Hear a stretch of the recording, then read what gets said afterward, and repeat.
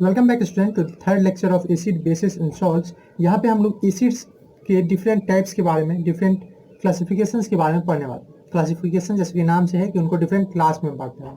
इससे क्या फ़ायदा होगा? इससे ये फ़ायदा होगा कि हम एक क्लास में जब किसी चीज़ को बांट लेते हैं, अब बायोडाइवर्सिटी में ही पढ़े थे कि क्लासिफिकेशन करने से क्या फ़ायदा होता है, ठीक है, क्लास 9 के बायोलॉजी में, उसको हम स्टडी अच्छे से कर पाते हैं और इफिशियंटली कर पाते हैं। इसीलिए एसिड्स को भी अलग अलग क्लास में बांटे हुए हैं। जिस तरह से जितने ऑर्गेनिज्म हैं उसको लिविंग नॉन लिविंग में बांटा हुआ है, उसी तरह से एसिड्स को भी अलग अलग बेसिस पे बांटा गया। और सबसे पहला जो हम लोग ये पढ़ने वाले हैं on the basis of strength, ठीक है, स्ट्रेंथ के बेसिस पे। तो स्ट्रेंथ के बेसिस पे कहने का क्या मतलब है? अब देखिए, स्ट्रेंथ जो होता है, ठीक है, यानी कितना स्ट्रांग है या कितना वीक।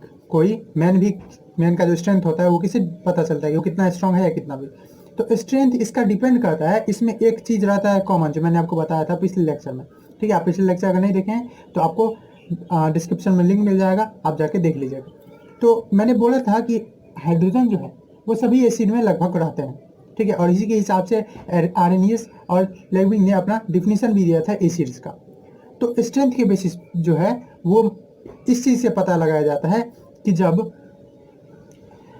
आप उसको एसिड्स को पानी में डिजोल्व करते हैं, जी हाँ, पानी में ही वो काम करता है, ये भी मैंने पिछले लेक्चर में बताया हुआ है। तो जब पानी में डिजोल्व करते हैं तो हाइड्रोजन जो है, ठीक है, हाइड्रोजन कितना निकलता है? जैसे H2SO4 को डालें, H2SO4 का अगर आप डालेंगे तो दोनों का दोनों हाइड्रोजन निकल जाएगा। लेकिन यही CH3COOH को डालेंगे तो सिर्फ एक हाइड्रोजन, और उसमें तो तीन CH3, तीन हाइड्रोजन इधर, एक हाइड्रोजन उधर, 4 हाइड्रोजन है, ठीक है। H2CO3 कार्बोनिक एसिड, इसमें भी आपको पूरी तरह से ये अपना सारा हाइड्रोजन नहीं देता है। तो उसके बेसिस पे कि जो एसिड है वो अपना पूरा हाइड्रोजन दे देगा या कम हाइड्रोजन देगा, अमाउंट ऑफ हाइड्रोजन के बेसिस पे, ठीक है, ऐसे बोल सकते हैं स्ट्रेंथ यानी अमाउंट ऑफ, ठीक है, अमाउंट ऑफ हाइड्रोजन आयंस जो रिलीज करता है। हम जानते हैं कि जब भी हम लोग वाटर में एसिड को डालते हैं तो उससे क्या होता है, हाइड्रोजन आयन निकलता है जो फाइनली हाइड्रोनियम आयन बन जाता है, ठीक है। तो हाइड्रोजन आयंस जिसको हम H+ भी बोलते हैं, H+ जो एसिड प्रोवाइड करता है, उसके बेसिस पे इसको बांटा गया है। एक बोला जाता है स्ट्रॉन्ग एसिड्स, क्या बोला जाता है, स्ट्रॉन्ग, यस, जब हम स्ट्रेंथ की बात करें तो स्ट्रॉन्ग होगा या वीक होगा, स्ट्रॉन्ग एसिड्स। और सेकेंड जो है वो है वीक एसिड्स, ठीक है। अब आप नाम से पता चला सकते हैं कि स्ट्रॉन्ग एसिड्स, वीक एसिड्स कौन होगा? स्ट्रॉन्ग एसिड्स जो ज़्यादा हाइड्रोजन देगा, तो इसी के बेसिस पे कि वो ज़्यादा हाइड्रोजन दे रहा है या कम हाइड्रोजन, अमाउंट ऑफ हाइड्रोजन के बेसिस पे उसको स्ट्रॉन्ग और वीक में बांटा गया है, ठीक है। स्ट्रॉन्ग एसिड्स, ठीक है, स्ट्रॉन्ग एसिड्स की जब बात हम लोग करते हैं, मतलब एसिड्स दैट गेट्स कंप्लीटली, ठीक है, ज़्यादा हाइड्रोजन देने का क्या मतलब है? पूरी तरह से डिसोसिएट हो जाएगा, पूरी तरह से टूट जाएगा, दैट गेट्स कंप्लीटली डिसोसिएटेड, ठीक है। डिसोसिएट समझते हैं, एसोसिएट मतलब जुड़ना, डिसोसिएट मतलब टूटना, that gets completely dissociated to give hydrogen ion, ठीक है।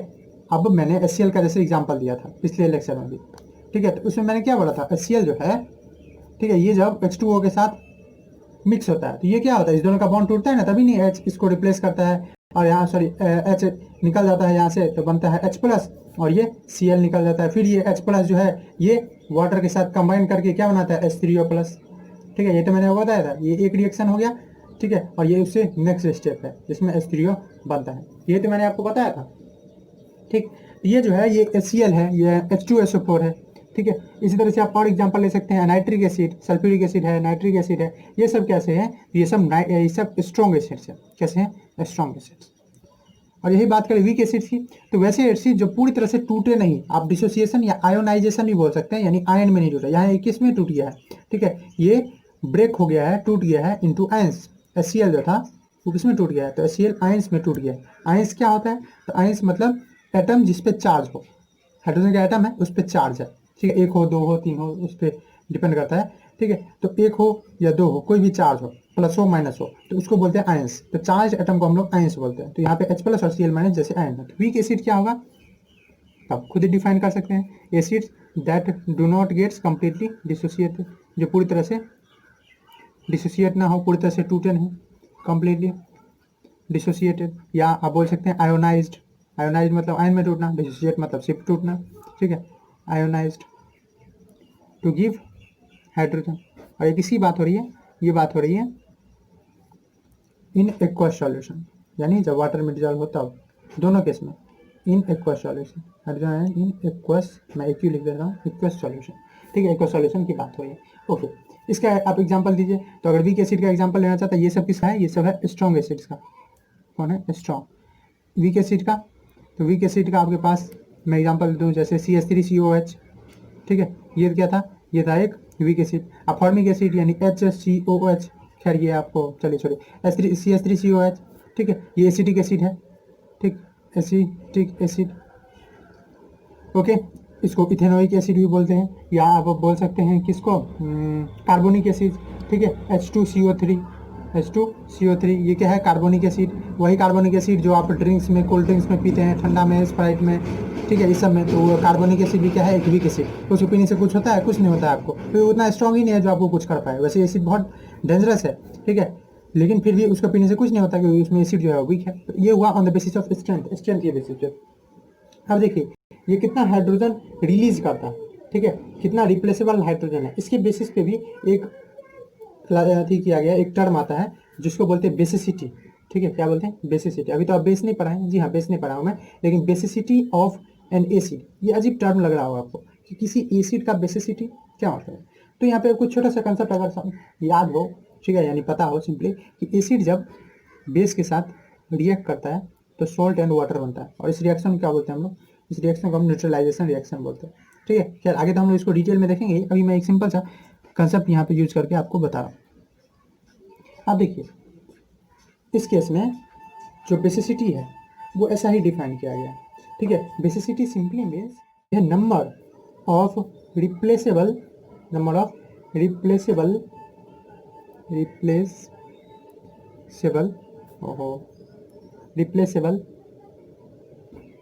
Hydrogen ion, number of replaceable hydrogen ions. अब इसको आप हाइड्रोजन एटम या hydrogen ion present in molecule, अब इसको आप न्यूट्रलाइजेशन से और बेसिसिटी नाम क्यों दिए, इसीलिए मैंने आपको ये न्यूट्रलाइजेशन वर्ड पढ़ाया है, ठीक है। Present in A molecule of an acid, molecule of an acid मतलब कोई एसिड है ना, जैसे HCl है, उसमें आपको कितना मॉलिक्यूल दिख रहा है, ठीक है। वो एक एसिड का HCl अगर मॉलिक्यूल है तो उसमें कितना आपको हाइड्रोजन दिख रहा है, एक, ठीक है, एक हाइड्रोजन, तो इसमें एक, तो इसलिए इसको बोलेंगे ये मोनोबेसिक है। अब यहाँ पे बेसिक वर्ड क्यों आया, देखिए अगर हमारे पास एसिड है HCl, ठीक है, ये HCl जब एक बेस के साथ NOH के साथ रिएक्ट करेगा तो इसको एक हाइड्रोजन दे देगा। अब इससे क्या होगा, एक हाइड्रोजन के साथ ये H और ये OH दोनों मिलकर H2O बना देगा, ठीक है, समझ रहे, H और OH, H2O किससे बनता है, HOH से, और Na और Cl दोनों मिलकर NaCl बना देगा, यही तो हुआ सॉल्ट और वाटर। तो इसीलिए इसको किया गया है क्या चीज़, बेसिसिटी नाम दिया गया, क्योंकि वो हाइड्रोजन जो निकलेगा उसका यूज क्या है, उसका यूज है कि बेस जो है उसको उसके OH के साथ, सभी बेस में OH कॉमन होता है अक्सर में, तो उसके OH के साथ कंबाइन करके क्या बना दे, सॉल्ट बना दे। तो इसका एसिड में जितना हाइड्रोजन डिपेंड निकल रहा है उसका काम है बेस के OH के साथ कंबाइन करके वाटर बनाना, ठीक है। मतलब वो एक तरह से बेस को डिसाइड कर रहा है एसिड से निकलने वाला हाइड्रोजन, लेकिन वो डिसाइड किसका नेचर कर रहा है, बेस का, ठीक है, कि बेस से कितने OH को रिप्लेस करेगा, इसलिए नाम है बेसिसिटी ऑफ एन एसिड। जब हम लोग बेस का बात करें वहाँ आएगा acidity of an base, base का एसिडिटी मतलब वो कितना OH रिप्लेस कर रहा है, ठीक है। तो बेसिसिटी सिंपली मीन्स कि कितना हाइड्रोजन एटम है किसी मॉलिक्यूल में, एसिड के मॉलिक्यूल में। H2SO4 है तो H2SO4 में 2 है, ठीक है। तो इस हिसाब से बेसिसिटी के हिसाब से एसिड को बांटा गया है मोनोबेसिक, किसमें, मोनोबेसिक, ठीक है, समझ गए। मोनोबेसिक मतलब वन रिप्लेसेबल हाइड्रोजन एटम, ठीक है, one replaceable hydrogen atom in A molecule. अगर डाइबेसिक की बात करें तो, ठीक है, डाइबेसिक या इसको बेसिसिटी 2 बोलेंगे। डाई मतलब 2 होता है, मोनो मतलब 1 होता है, आपको पता ही होगा। डाइबेसिक मतलब 2, ठीक है। उसी तरह से ट्राई बेसिक हम लोग कर सकते हैं, ठीक है। ट्राई बेसिक में कौन आ जाएगा, ट्राई बेसिक में एक है आपको H3PO4 phosphoric acid, H3PO4 phosphoric acid है, और ये फॉस्फोरिक में आप देख रहे हैं 3 है, ठीक है। डाइबेसिक में आप देख ही सकते हैं, इसका एग्जांपल हो जाएगा HCl, इसका एग्जांपल ले लीजिए डाइबेसिक का H2SO4, ठीक है, H2SO4 ये 2 रिप्लेसेबल हाइड्रोजन एटम रखेगा, ये 3 रिप्लेसेबल हाइड्रोजन एटम रखेगा, ठीक है। H3PO4 इसको क्या बोलते हैं, फॉस्फोरिक एसिड, ठीक है। इसका मेन यूज भी हम लोग शायद देखे थे लेक्चर में, और फर्टिलाइजर वगैरह बनाने में था। ये हुआ बात कि कितना हाइड्रोजन निकाल सकता है, और उसी के बेसिस पे एक बेसिसिटी टर्म आया है, और बेसिसिटी के हिसाब से ठीक है, कि वो कितना बेस को न्यूट्रलाइज कर दे रहा है, तो उसके हिसाब से मोनोबेसिक, डाइबेसिक, ट्राइबेसिक। और ये ध्यान से, ये बेस नहीं है, ये मैं इसी की बात कर रहा हूँ, monobasic acid, dibasic acid, tribasic acid, मतलब 3 बेस को न्यूट्रलाइज करने वाले, 3 बेस के मॉलिक्यूल को न्यूट्रलाइज करने वाला एसिड। डाइबेसिक एसिड मतलब 2 बेस के मॉलिक्यूल को न्यूट्रलाइज करने वाला एसिड। मोनोबेसिक एसिड, ठीक है, मतलब एक बेस के मॉलिक्यूल को क्या करने वाला, न्यूट्रलाइज करने वाला एसिड। इस हिसाब से बांटा गया, मोनोबेसिक, डाइबेसिक, ट्राइबेसिक। चलिए थोड़ा आगे बढ़ते हैं और देखते हैं, एक और आ जाता है, और ये आप लोग जानते हैं, कॉन्सेंट्रेटेड और डाइल्यूट, इसके पे चलते हैं। तो चलिए सेकेंड जो पढ़ते हैं क्लासिफिकेशन, वो क्लासिफिकेशन है on the basis of amount of water and acid. जब भी हम लोग क्या करते हैं, जब एसिड यूज करते हैं तो एसिड में वाटर तो रहता है, ये तो हमको पता ही है, एसिड काम ही करता है वाटर में, लेकिन उसमें कितना अमाउंट ऑफ वाटर है ये डिसाइड करता है उसका स्ट्रेंथ, ठीक है, उसका कॉन्सेंट्रेशन कितना डिपेंड। तो इसको हम on the basis of amount बोले, या अमाउंट से अच्छा वर्ड है हमारे पास प्रोपोर्शन, ठीक है, यानी प्रोपोर्शन मतलब एक कंपेरिजन। जैसे 1 लीटर अगर हमारे पास एसिड है तो उसमें हम कितना पानी मिलाया हुआ है, ठीक है, अगर 1 लीटर एसिड है, 1 लीटर एसिड का बोतल है तो उसमें कितना पानी मिला हुआ है, तो वो एक कंपेरिजन दे देता है। आप सीधे बोलते हैं अमाउंट, तो अमाउंट का मतलब कितना भी है और उसमें उस हिसाब से कितना वाटर है, कितना भी लीटर एसिड है और उसमें हो सकता है कुछ अमाउंट क्या हो, वाटर है, तो वो एक अच्छा कंपैरिजन नहीं दिखाता। लेकिन प्रोपोर्शन या रेशियो टर्म ही जो है वो कंपैरिजन को दिखाता है। जैसे आपके पास 2 रुपये है और आपके भाई के पास 4 रुपये है, ठीक है, मतलब आपके भाई के पास 2 गुना है आपसे, यानी 1:2 इसी को लिखा जाएगा रेशियो में। तो द बेसिस ऑफ प्रोपोर्शन इस चीज़ का of acid and water, acid और वाटर के प्रोपोर्शन के हिसाब से फिर से ये सेकंड क्लासिफिकेशन है। इसको एसिड्स को बांटा गया है अलग अलग टाइप्स में। एक को बांटा जाता है कॉन्सेंट्रेटेड एसिड, और आपको नाम से पता चल रहा होगा concentrated means something in bulk, जो ज़्यादा में है, ठीक है। और यहाँ पे है डाइल्यूट, मतलब कम फीका, जिसको आप बोलते हैं डाइल्यूट एसिड। जैसे आप शरबत पी रहे हैं मान लीजिए, और शरबत में बहुत ज़्यादा चीनी मिला के आपको दे दिया गया, ठीक है, तो वहाँ पे चीनी का अमाउंट ज़्यादा है, कॉन्सेंट्रेटेड है, ठीक है। और यहाँ पे चूंकि हम कॉन्सेंट्रेटेड एसिड का बात करें, तो यहाँ पे कॉन्सेंट्रेटेड एसिड का मतलब मोर acid less water, simply means more acid less water. तो अगर आपको डिफाइन करना है तो कैसे डिफाइन करेंगे, तो N acid, concentrated acid is an acid in which amount of acid is more than amount of water, ठीक है। ये कंपेरेटिव अमाउंट जो है, प्रोपोर्शन जो है, वो एसिड का ज़्यादा होगा और वाटर का कम होगा।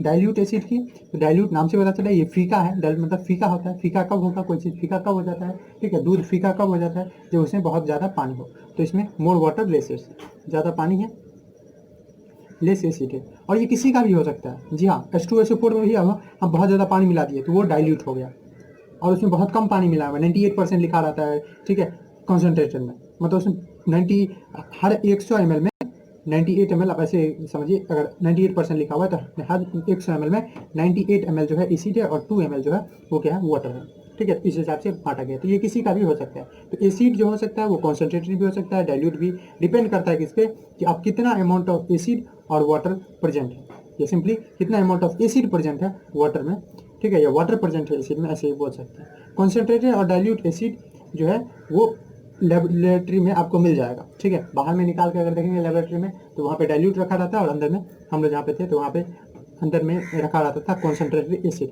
ठीक है। और वो चाइल्ड से दूर ही रखा जाता है, क्योंकि वो बहुत खतरनाक है, बर्न वगैरह भी कर सकता है, इसलिए उधर से दूर ही है कॉन्सेंट्रेटेड एसिड से। ओके, अब देखिए,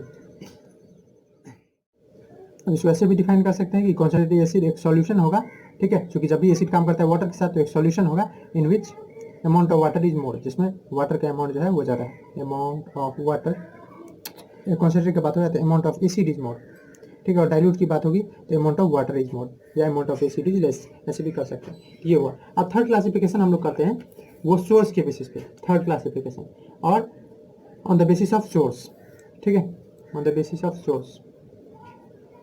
यह मैं सिंपली से अभी डिफाइन करूंगा इसको, और आप डीप मीनिंग समझेंगे जब आप फोर्थ चैप्टर जो कार्बोनेट्स कंपाउंड है उसको समझ लेंगे। उस हिसाब से इसको बांटा गया है ऑर्गेनिक एंड इनऑर्गेनिक एसिड में, ऑर्गेनिक और इनऑर्गेनिक एसिड में। इनऑर्गेनिक एसिड आप ऐसे समझिए कि ऑर्गेनिक एसिड्स वैसे एसिड्स होंगे जो आपको लिविंग ऑर्गेनिज्म में मेनली मिल जाए, यानी नेचर में ही मिल जाएगा।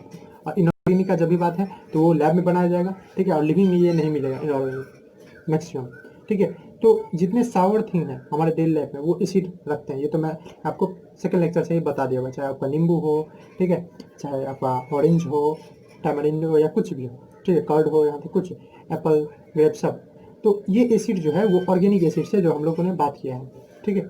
ऑर्गेनिक एसिड होते क्या हैं? तो ऑर्गेनिक एसिड वैसे एसिड है जो हमको नेचर खुद देता है और लिविंग बॉडी में मेनली पाया जाता है, ठीक है। तो ऑर्गेनिक एसिड को अगर हम डिफाइन करना चाहें तो कैसे डिफाइन करेंगे? तो ऐसे डिफाइन करेंगे, acids obtained from living source, जो ऑब्टेन किया हो किससे? Living source, from living source. पर ये डिफिनीशन पूरी तरह से एक्यूरेट नहीं है, ठीक है। जैसे कि मैंने बोला, जैसे कि HCl, वो HCl ऑर्गेनिक एसिड नहीं है, पर वो लिविंग बॉडी से, हमारे स्टोमक से निकलता है। तो आप इसको अभी अगर एग्जैक्ट डिफिनीशन समझना चाहते हैं तो वैसे समझिए, जिस एसिड में कार्बन और हाइड्रोजन हो, कार्बन हो मिल, ठीक है, कार्बन हो और हाइड्रोजन से मिल जाए, तो उसमें आपको क्या? ऑर्गेनिक एसिड मिल जाएगा। ऑर्गेनिक एसिड का सबसे अच्छा पहचान है, अगर आप करना चाहे COOH उसमें आपको मिलेगा ही, ठीक है, COOH उसमें आपको मिलेगा ही, ठीक है। तो ऑर्गेनिक एसिड आप अच्छे से डिफाइन करना चाहते हैं तो ऐसे डिफाइन कीजिए, एसिड्स विथ COOH ग्रुप, ठीक है, COOH ग्रुप। इसको कार्बोक्सिल ग्रुप भी बोलते हैं। क्या बोलते हैं? कार्बोक्सिल, ठीक है, कार्बोक्सिल ग्रुप, ठीक। जैसे एग्जाम्पल आपको मिल जाएगा CH3COH, ठीक है। क्या नाम है इसका? एसिटिक एसिड, ठीक बोले आप, एसिटिक एसिड, या इसको क्या बोल सकते हैं? Ethanoic acid. एक और एसिड है जिसको आप फॉर्मिक एसिड बोल लेते हैं, HCOOH, देख रहे हैं आप, COOH, ठीक है। ये मिथेनोइक एसिड या फॉर्मिक एसिड जो बोल लेते हैं वो। उसी तरह से आपको C2H5COOH भी बोल सकते हैं, ठीक है। इसको क्या बोलेंगे? Propanoic acid. तो इस तरह का जिसमें COOH कॉमन हो तो आपको क्या मिल जाएगा? वो ऑर्गेनिक एसिड है, और ये हमारे डेली फूड हैबिट्स में पाया जाता है, डेली फूड हैबिट्स, ठीक है। जैसे ऑरेंज सब में था वो सब ऐसा ही था, जैसे कि मैंने आपको बताया। अब देखिए इनऑर्गेनिक एसिड का जब बात करते हैं, ठीक है, इनऑर्गेनिक एसिड का, तो इनऑर्गेनिक एसिड वैसे एसिड है जो लेबोरेटरी में प्रिपेयर होता है, ठीक है। मैक्सिमम जो है उसके लेबोरेटरी में प्रिपेयर होता है, या रॉक वगैरह से मिलता है, रॉक से, इस सब चीज़ से मिलता है, ठीक है। यहाँ आप ऐसे भी बोल सकते हैं कि इनऑर्गेनिक एसिड वैसे एसिड है जो ऑर्गेनिक नहीं है, ठीक है। Acids which are not organic, कैसे पता लगाएंगे कि वो ऑर्गेनिक नहीं है? तो आप चेक कर लेंगे कि उसमें कार्बोक्सिल ग्रुप है कि नहीं, यानी COOH ग्रुप है कि नहीं, उस हिसाब से। अब अगर हैवी लग रहा है तो इसको स्किप कर सकते हैं, आपके NCERT में ये दिया भी नहीं हुआ है, मैं समझा कि इसको आपको बता देना ठीक रहेगा। यहाँ पे चूँकि हम क्लासिफिकेशन का बात कर रहे हैं तो सभी क्लासिफिकेशन हो जाए, ये सही रहेगा, इसलिए मैंने आपको बता दिया। तो इसमें जिसमें कार्बोक्सिल ग्रुप नहीं रहेगा, नो या absence of carboxyl group, absence of carboxyl group absent रहेगा, तो उसको हम लोग बोलेंगे इनऑर्गेनिक एसिड। एग्जांपल दीजिए, HCl में आपको कहीं COOH दिख रहा है? नहीं, ठीक है। H2SO4 कहीं आपको COOH दिखा? नहीं, ठीक है। H2CO3 जिसको कार्बोनिक एसिड बोलते हैं, कहीं COOH दिखा? नहीं, तो इनऑर्गेनिक है, ठीक है। H3PO4 फॉस्फोरिक एसिड, कहीं COOH दिखा? नहीं, तो क्या है? इनऑर्गेनिक एसिड है। और इसमें आप बढ़ा सकते हैं, ठीक है। या आप अच्छे से ये लिखना आपको आ जाएगा, आप 4th चैप्टर से पढ़ें, 4th चैप्टर कार्बोनेट्स कंपाउंड, वहाँ से आपको ये अच्छे से आ जाएगा। अभी सिंपली ये सब समझिए, आपको बस 3 ही रखना है, HCl, HNO3, ठीक है, और H2SO4, ये आपका हो गया इनऑर्गेनिक। आपको मैं इजी के लिए बता रहा हूँ, यही चीज़ आप ध्यान में रखिए, सब कुछ ध्यान में रखना जरूरी नहीं होता है, ठीक है। और अगर ऑर्गेनिक का बात करें तो ऑर्गेनिक में आपको सबसे बेस्ट फ्रेंड आपका CH3COH है, एसिटिक एसिड, या आप याद रखना चाहते हैं तो इसको भी याद रख लीजिए, ये फॉर्मिक एसिड जो एंड में पाया जाता था वो, इसको मेथेनोइक एसिड भी बोलते हैं। चलिए, ये हुआ तीसरा क्लासिफिकेशन। अब फाइनली आते हैं हम लोग 4th क्लासिफिकेशन पे, जो कि है depending upon elements, depending upon elements present in acid. कौन सा एलिमेंट प्रेजेंट है इन एसिड, ठीक, प्रेजेंट इन एसिड। अब देखिए, अभी तो हम लोग पढ़े हैं कि एक चीज़ कॉमन रहता है सब में, हाइड्रोजन। चाहे आप देखिए ऑर्गेनिक इनऑर्गेनिक में भी, इसमें भले COOH था लेकिन H तो था, ठीक है। इसमें भी जितना और इनऑर्गेनिक है सब में, अभी तक जितना पढ़े सब में H। फिर भी एक जो क्लासिफिकेशन है कि हाइड्रोजन के साथ अगर ऑक्सीजन रहे, ठीक है, और एक है कि हाइड्रोजन के साथ ऑक्सीजन ना रख के कुछ और हो, ठीक है, कोई दूसरा और नॉन मेटल हो, उस हिसाब से। तो एसिड्स डिपेंडिंग अपॉन किस पे? Elements present in it. तो पहला जो है उसमें प्रेजेंट इन इट कर देंगे, तो उस हिसाब से पहला जो बांटा गया है वो बांटा गया है इसको एज हाँ, क्या क्या जानने वाला है हम लोग, पहला करने वाले हैं कि जिसमें हाइड्रोजन ऑक्सीजन दोनों हो, तो ऑक्सी एसिड, क्या बोलेंगे? Oxy acid, oxy acid. इसका कैसे नाम से पता चला है कि एसिड उसमें हाइड्रोजन तो रहने वाला है, उसके साथ ऑक्सीजन रहेगा। Acid that contains hydrogen and oxygen, जिसमें हाइड्रोजन एंड ऑक्सीजन रहेगा, वैसे तो क्या बोल देंगे? Oxy acid. नाम से आपको पता चला ना, ऑक्सी एसिड है तो इसमें हाइड्रोजन रहेगा, और इसमें ऑक्सी एसिड है मतलब हाइड्रोजन के साथ साथ ऑक्सीजन भी रहेगा। तो acid that contains hydrogen and oxygen, hydrogen oxygen रहेगा, उसको हम लोग क्या कर देंगे? Oxy acid, are called oxy acid.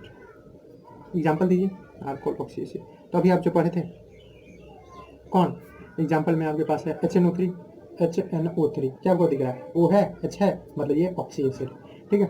H2SO4 यहाँ पर H दिख रहा है, O दिख रहा है, ये क्या है, ये भी आपका H2SO4 यानी सल्फ्यूरिक एसिड, ये भी ऑक्सी एसिड है। अगर मैं HCl की बात करूँ तो यही वहाँ हाइड्रोजन तो है लेकिन क्लोरीन है, क्लोरीन एक नॉन मेटल है, उस हिसाब से हम लोग दूसरा टाइप ला रहे हैं, ये H2SO4। या आप और अगर रहना चाहते हैं H3PO4, ठीक है, फॉस्फोरिक एसिड, फॉस्फोरस है ना, फॉस्फोरिक एसिड, ये भी क्या है, तो फॉस्फोरिक एसिड में भी हम लोग क्या देख रहे हैं, हाइड्रोजन भी ऑक्सीजन भी। H2CO3 यानी कार्बोनिक एसिड, वो भी एक ऑक्सी एसिड है। और दूसरा कौन है, दूसरा है हाइड्रा एसिड, ठीक है, कैसा बोलते हैं, hydra acid, hydra acid, hydra acid. Hydra acid क्या है, हाइड्रा एसिड है कि एक ऐसा एसिड जिसके पास हाइड्रोजन तो रहेगा, उसके साथ एक नॉन मेटल होगा, contains hydrogen and other non metallic element, and other non metallic element. आप बोलेंगे ऑक्सीजन भी एक नॉन मेटल है, हाँ ऑक्सीजन भी एक नॉन मेटल है, लेकिन ऑक्सीजन को छोड़ के अगर ऑक्सीजन रहेगा तो उसके लिए अलग से टाइप है ऑक्सी एसिड। जितने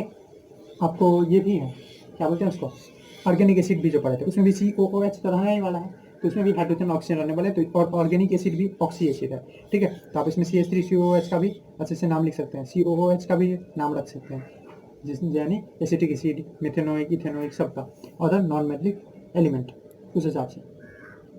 एग्जाम्पल दीजिए, तो एग्जाम्पल वो सबसे इजी वाला है HCl, ठीक है। HCl क्या है, HCl एक हाइड्रा एसिड है, HCN, ठीक है। इसको क्या बोलते हैं, ये आपके लिए नया है तो लिख लीजिए, हाइड्रो, यहाँ इसको साइनाइड बोलते हैं, ठीक है, साइनिक एसिड, साइनिक, इसमें तो इक लग ही जाता है, तो साइनिक एसिड, ये सब क्या है, हाइड्रा एसिड, और भी बहुत सारे। तो ये हुआ पूरा classification of acid on the basis of different basis, ठीक है। मुझे उम्मीद है आपको ये समझ में आया हो।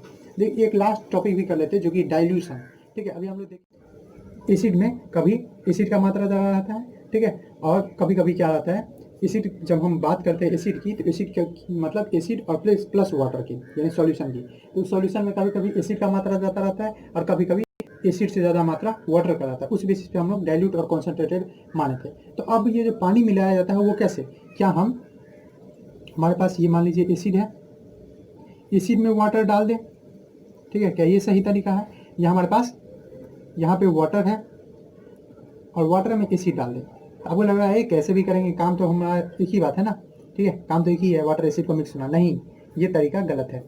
ऐसे कैसे गलत हो जाएगा, दोनों में तो मिक्स ही करना है, जी हाँ मिक्स ही करना है, लेकिन आपको ये जानना पड़ेगा कि ये जो प्रोसेस है डाइल्यूशन, अभी डाइल्यूशन क्या आ गया, डाइल्यूशन वही the process of diluting an acid, यानी process of mixing an acid to water, ठीक है। एसिड को जब वाटर मिलाया जाता है, ठीक है, ये वाटर है और ऊपर से हम लोग क्या डालें, एसिड, तो जब हम लोग एसिड को वाटर मिलाते हैं इसी प्रोसेस को क्या बोलते हैं, डाइल्यूशन, ठीक है। डाइल्यूशन सिंपली मीन्स क्या चीज, एक प्रोसेस, आपको लिखना है तो लिख लीजिए, process in which acid is made diluted, acid को क्या किया जाता है, डाइल्यूटेड बनाया जाता है, इज मेड डाइल्यूटेड। अब ये कैसे बनाया जाता है, तो आप इसको ऐसा भी बोल सकते हैं कि a process in which acid is added to water to make it diluted is known as dilution of an acid.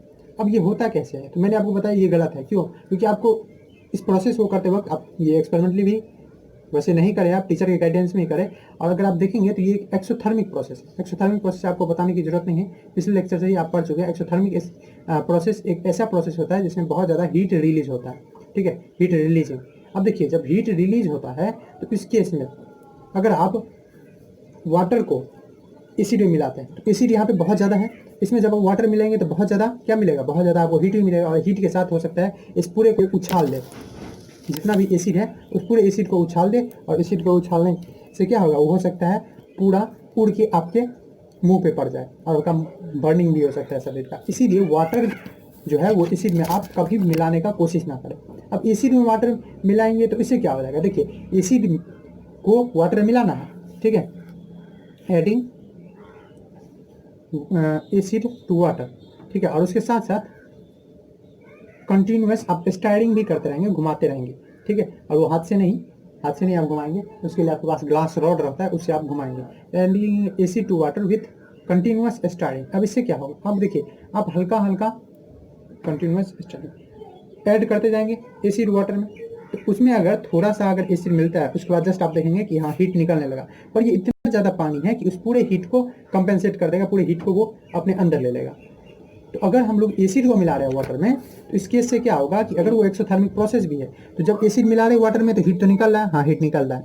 अब हीट जो निकल रहा है वो हीट इस वाटर में ही रह जा रहा है, लेकिन जब वाटर डाले थे एसिड में तो वाटर का बहुत कम अमाउंट था, वाटर डाले इतना और एसिड है इतना, तो ये वाटर जब एसिड के साथ रिएक्ट किया तो बहुत ज़्यादा हीट निकल गया, तो वो हीट हमारे कंट्रोल में नहीं रहता है, ठीक है, ये अनकंट्रोलेबल है, ये अनकंट्रोल्ड कंडीशन है। इस कंडीशन में जो एसिड है वो स्प्लैश हो जाता है, उड़ जाता है और हमारे मुंह पे या अगल बगल में पड़ सकता है। लेकिन इस कंडीशन में जब हम लोग एसिड को डालते हैं वाटर में, ठीक है जी हाँ, एसिड को डालते हैं वाटर में और विथ कंटिन्यूअस स्टारिंग घुमा घुमा के, तो उस कंडीशन से क्या होता है कि जहाँ हम एसिड का एक ड्रॉप रखे तो वाटर के साथ मिला और वाटर एसिड में एक्सोथर्मिक प्रोसेस है तो हीट निकला, लेकिन उस हीट को हम तुरंत मिला दिए, तो इससे क्या हुआ, ये जो हीट निकला था वो पूरे पानी में चला गया, ठीक है। तो इसलिए कोई ज़्यादा आपको खतरा है नहीं, फिर आप धीरे धीरे मिलाते जाएंगे और हिलाते रहेंगे इसको, तो इससे क्या होगा, ये सेफ है प्रोसेस है, ये प्रोसेस एक सेफ है और इसमें बहुत ज़्यादा डेंजर है। तो कभी भी आप ये याद रखेंगे कि हम एसिड को वाटर में मिलाएंगे कंटिन्यूअस स्टायरिंग के साथ, ना कि वाटर को एसिड में।